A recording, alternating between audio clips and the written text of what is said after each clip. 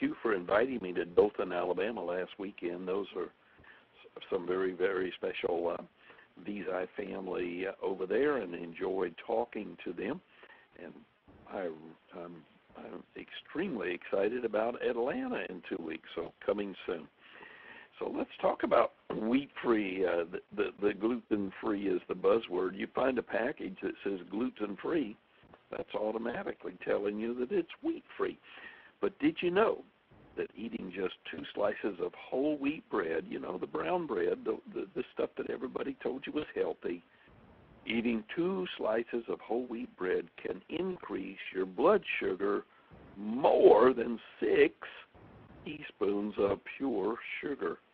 My goodness, nobody on a diet, and certainly no diabetic's going to get a 5-pound bag of sugar, go get a spoon, and scoop out 6 spoonfuls in their mouth. They know better than that. They know that's detrimental to their weight, and they know it's detrimental to their blood sugars. But 2 pieces of whole wheat bread are worse than the sugar. And even the so-called healthy whole grain wheat is not healthy. And it's not the fat, it's not the sugar, and it's not the sedentary lifestyle that's causing the major obesity epidemic. The number one reason is wheat. Surely bad fatty foods and sugary foods and sedentary lifestyle do cause major disruptions, but it's not the major cause of obesity. And today's wheat, every piece of wheat, all the wheat has been genetically altered for the processor's benefit, not for us, the consumer, in our health benefits. Wheat of every sort, every single sort, whether it's rye, pumpernickel, white bread, brown bread, whole wheat bread, they all cause blood sugar to spike much too quickly.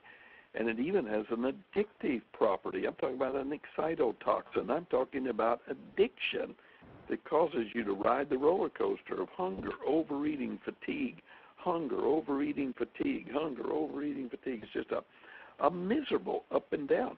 And the wheat problems are immense. Adverse health effects range from diabetes to heart disease to immunological things that people like all kinds of things, neurological, celiac disease, rheumatoid arthritis, and even dementia. So if we eliminate the wheat, we eliminate the problem. We lose the wheat, we lose the weight. All right, well, let's go to the first slide. I guess the first and the last slide, actually, because what we're going to make mention of here tonight is that we're talking genetic. We're talking about genetically changed. Wheat is no longer what wheat used to be. And just in my research, I have already struck up and found there are over 25,000 different varieties of wheat as a result of this human intervention. The biological changes, they're changing the wheat protein. What used to be 14 chromosomes, normal 4 feet amber wave of grain, has now been up to 28 chromosomes, shrunk to probably no more than a foot or 2 feet off the ground. We're not talking 4 feet high anymore. We're talking about 1 and 2 feet smaller, much smaller stalks of wheat. The grains are not as embedded. They're very loose. They are designed for the design of that genetic alteration was to make more wheat grow on the acreage, get more wheat per acre, yes, and 2, grow in droughty, non-rainy weather, yes, and be more bug resistant. But it's not doing us any good for our health. The protein structures have been changed, and the wheat is now denser and cruder and lousier.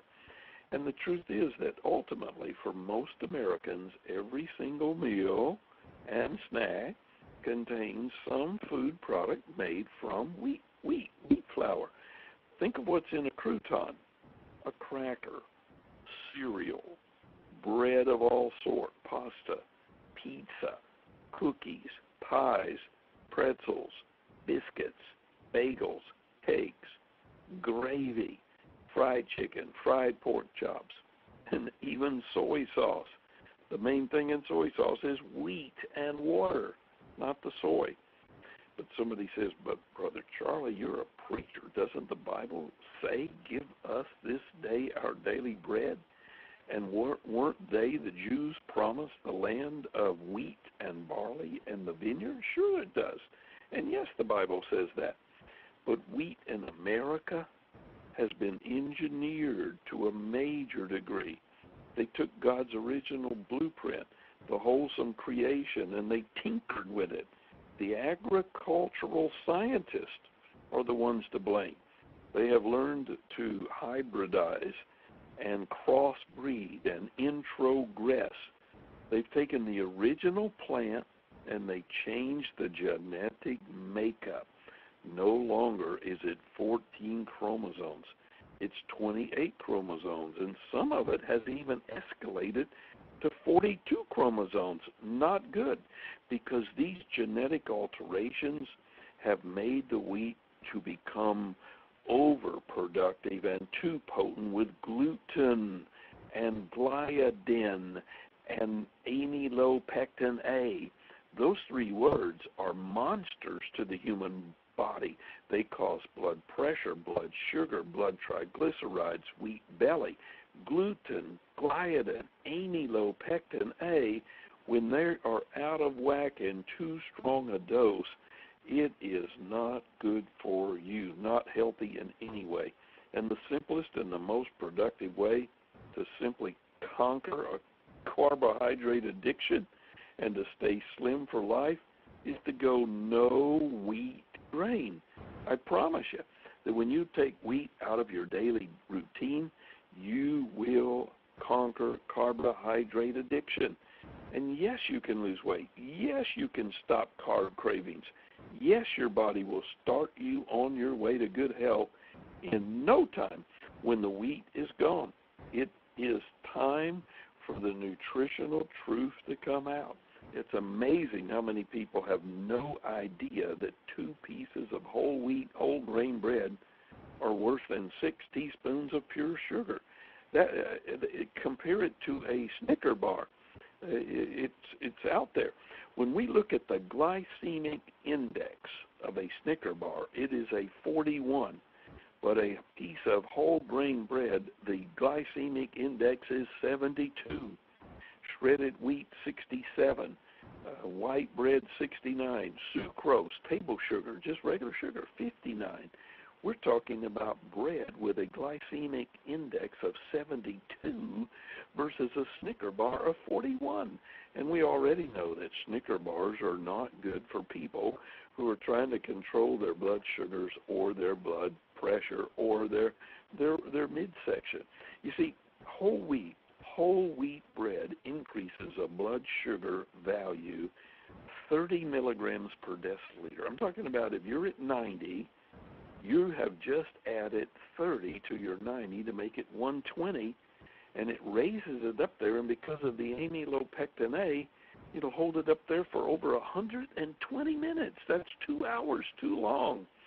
And if you are a diabetic already, a type 2 diabetic or an insulin-dependent diabetic, you are even going to raise your blood sugars more than 30 milligrams per deciliter. The average diabetic with 1 piece of whole wheat bread will raise their blood sugar levels 70 to 120 milligrams per deciliter. So if you are already at 100, you add another 120 to that, that could be 220 for over 2 hours. Wheat products elevate blood sugar levels more than virtually any other carbohydrate on planet Earth, including candy bars. And you don't hear that. You don't hear that from many physicians because they need to study what is going on in glycemic indexes and glycemic loads. The truth is that, yes, these 25,000 varieties of wheat that's in every cracker, every pasta, every pizza, everything out there has an unnatural, unhealthy overload of chromosomes, gluten, gliadin, amyloid. It is a Frankenstein monster. It is a genetic altered chemistry. And because of these genetic alterations, the wheat becomes more potent, much more potent. But the simplest way, the absolute easiest way to conquer this carbohydrate addiction is just to start saying no. The wheat grains trigger a hormonal cycle, a hormonal thing. That's what causes the sugar addiction. That's what causes the weight gain. That's what causes the diabetes. Wheat triggers hormonal cycles. And that's why going wheat-free is the best way to reprogram your cells to burn fat and to erase the aggravating signals. Those signals are constantly prompting you, eat more junk food, bring on sugar this, sugar that. And it's such a blessing when you rewire your physical and your emotional hardware, and your body then allows you to lose and conquer the carb cravings. The reason wheat grain is so detrimental to weight loss is because wheat grains turn to glucose too rapidly, and that promotes addictive eating habits, and that triggers insulin release. And if you let your body tell you what to do with it, it will tell you very quickly, return to your old bad habits. But when wheat is exited out of the program, the real you comes in control, and it's a whole lot easier, much easier to say no to the temptation. Yes, sir. The very wheat grains you are consuming are actually programming you to crave, and to eat more unhealthy, fattening foods. So going wheat-free will automatically reprogram the mind and change the body hormonally by stopping the wheat train. Just cutting back on the wheat is not going to do it, because even the tiniest bite of a crouton or some other wheat-laced food can trigger your body to get right back in there and start craving it again. So you need to get very serious about taking one giant step, one major lifestyle change in losing weight by going wheat-free, and it will change the messengers that your body is sending out. And anytime you start reorienting your body's signals, the signal system, you're going to enhance the cell structure to send the new messages to eat more nutrient-rich, better foods. It's very doable. It is doable. Commit to be faithful to the wheat-free journey for just 72 hours. That's only 3 days. Just 72 hours, only 3 days, and your body will get the major message. Remember now, how you feel affects what you eat. Thus, it impacts all the biochemical signals that regulate fat storage. And how you process fat impacts the biochemical signals affecting what you eat to influence how you feel. So how you feel and what you eat are all linked together. Bring on Visi, control the appetite, let the fat begin to get bulldozed out of the liver, cleaning up the mess, and now you're going to feel better, and you're going to be able to process the fat, which is going to impact the biochemical signals, which is going to affect the way you eat, which is going to influence how you feel. And the body and the mind are very connected. So losing excess weight is the best thing you can do for your health, right? Yeah, we agree to that. Even better than smoking, they're saying. Losing weight is even more health benefits than stop smoking. And we know stop smoking is a very healthy thing to do. Now, in the long term, the longer we do it, the healthier we become. But as long as you stay locked into a negative carbohydrate cycle because of wheat, then you're going to pull in more refined sugars, and you're going to have little hope of becoming and maintaining the slimmer you. So on guard. The unhealthy wheat is encased in bakery items, bread, pasta, pizza, tortillas, breakfast cereals, waffles, pancakes, fast food out the kazoo, and wheat always triggers an insulin reaction that always causes glucose to overload, that always triggers cravings for sweets. Yes, the bread, the cracker, the pasta does that. And circulating insulin will always send a message, store fat. Not only do you increase insulin levels, and your increased insulin levels start talking to you and telling your body to store the carbohydrates as fat, they're also going to tell your body, don't release the stored fats. So it results in a double whammy. No energy because you're not releasing the burn, and everything gets fluffy. So, when you think about it, when you think about the catastrophic end result here, the truth is that we're seeing a lot of things mixed up because of wheat. And the gluten, as the topic, the title of the talk tonight was gluten-free. Gluten is that part of the wheat that makes dough doughy. Gluten is what makes the dough stretchable, rollable, spreadable, twistable. And the truth is that when gluten levels rise, gliadin levels are higher, amylopectin levels are much higher. And listen, amylopectin A, that causes the glucose surge. And unfortunately, amylopectin A glucose surges, they last generally for over 120 minutes. That is 2 hours too long. And anytime you keep the blood sugars that high, they're going to have a 2-hour roller coaster high, followed by an inevitable crash way below normal. So you're triggering things that are going to cause the body to be in a repeat session over sustained period, and the consequences of a continual repeat is catastrophic. So the bigger your wheat belly already is, the poorer your response to insulin already is.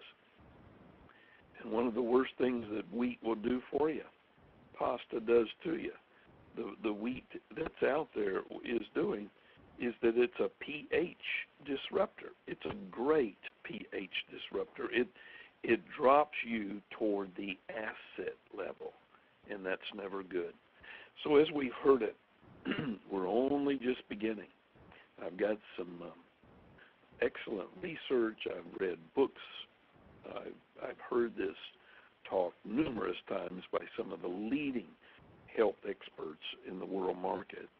And I'm like Gloria. Just one day the light came on. And when it came on, I said, I've got to go wheat-free.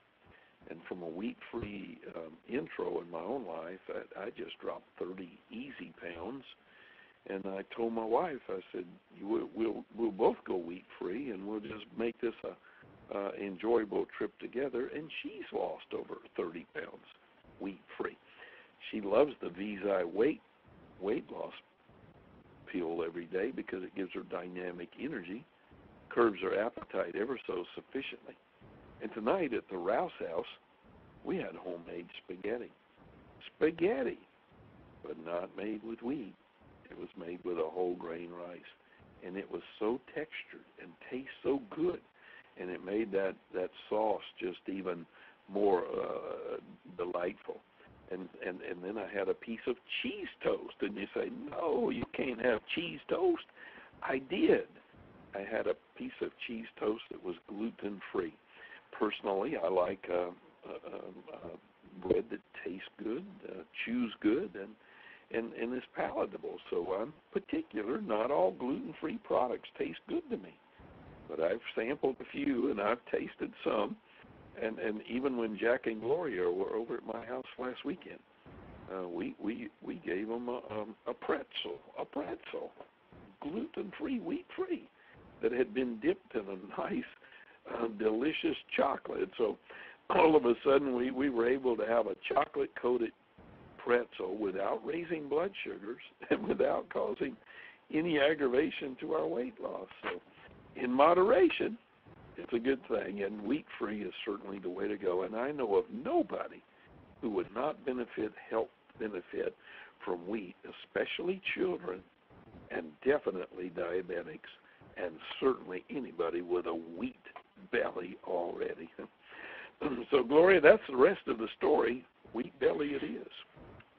Well, you're so right, Dr. Rouse. When we were at your house last weekend, I was amazed. I'm not one of these ones that shops in Walmart a whole lot, but when Janice started pulling out all these snacks that she bought from Walmart because they're starting to load up their grocery sections with gluten-free foods, she had cookies, she had the chocolate-covered pretzels, she had plain pretzels, she had potato chips, she had all these amazing things that taste good that were gluten-free. And every time I get around you guys, it just piques my interest more and more and more. And I have been slowly trying to buy groceries a little healthier and pay attention to that. It's a little hard sometimes if you're limited in some of your areas, but most all the grocery stores are now incorporating this. I mean, it's going to get easier and easier. And I've watched you. I've gone to restaurants with you. I've watched you. You're very selective what you pick off the menu, and it does become a lifestyle, and it's something that should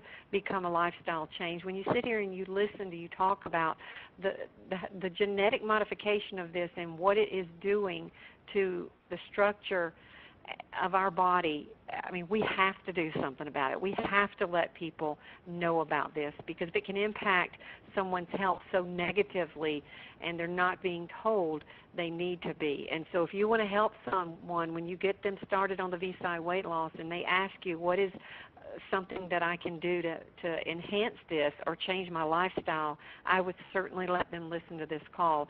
And when you eat a salad somewhere, you pull those croutons off. When you eat something, they bring you crackers, you put the crackers to the side. I'm learning to do that. I'm learning to pay attention to every little aspect of what I'm putting in my mouth. And all of a sudden, it's like putting on your seatbelt. When you get in your car, it gets easier and easier and easier every day. And so it is something that I'm glad to know about it now, and I think it's going to make a big difference for us as well, and we're trying to teach it to our children as well. So thank you, Dr. Rouse, for coming on here and sharing this.